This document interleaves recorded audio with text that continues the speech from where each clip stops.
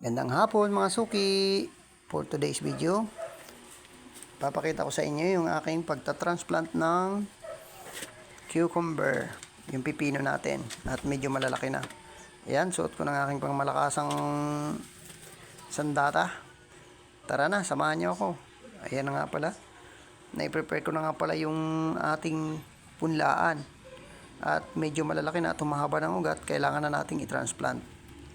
So ayan, hapon tayo nagta-transplant para yung buong gabi ay meron makakapit ng kanyang ugat, at didiligan natin to para hindi siya malanta. At bukas ng umaga ay tatabunan natin ito ng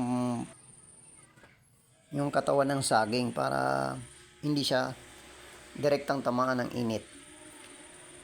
So tara guys, steady lang kayo. Ito na nga pala guys, bubutas natin kada butas tagda 2 puno para kung mamatay man ng isa ay meron siyang reserba para hindi nasasayang yung ating mga pataba. Siya nga pala, meron pala yung sa ilalim. Nilagyan natin yan ng organic, at saka naglagay din tayo ng triple 14 para may makain agad ang ating mga pipino pag habang sila'y lumalaki, at maging maganda ang kanilang pagtubo. Siya nga pala guys, kaya tayo nagka-interest na magtanim ng cucumber or pipino, ay medyo maganda rin ang bintahan nito dito sa amin. At ang isang piraso nito ay 15 pesos o kaya 10. Pero ang pipino ay masipag magbunga dahil lahat ng mga buko nito ay nagkakaroon ng bunga. Basta't magaling ka lang mag-alaga at lagi mong didiligan. Parang si Mrs. lang yan. Wow! Ayan guys. Paalala lang guys ha, huwag kang magdidilig sa ibang tanim. Baka baka magalit itong aking taga-video.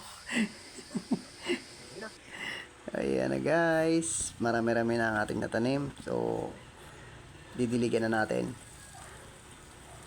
Ayan. Para naman bukas ng umaga ay hindi siya malanta. At sa umaga naman ay didiligan natin ito. Tapos pagdating ng hapon ay babasahin ulit natin ang lupa para may panlaban siya ulit. So marami-rami na rin ang ating naitanim at hindi natin kakayanin ngayong araw. So ayan guys, papakita ko sa inyo ang ating mga naitanim. So kung nagustuhan nyo ang video na to, please like, comment, and pakishare na rin po sa ating mga kaibigan. Maraming salamat!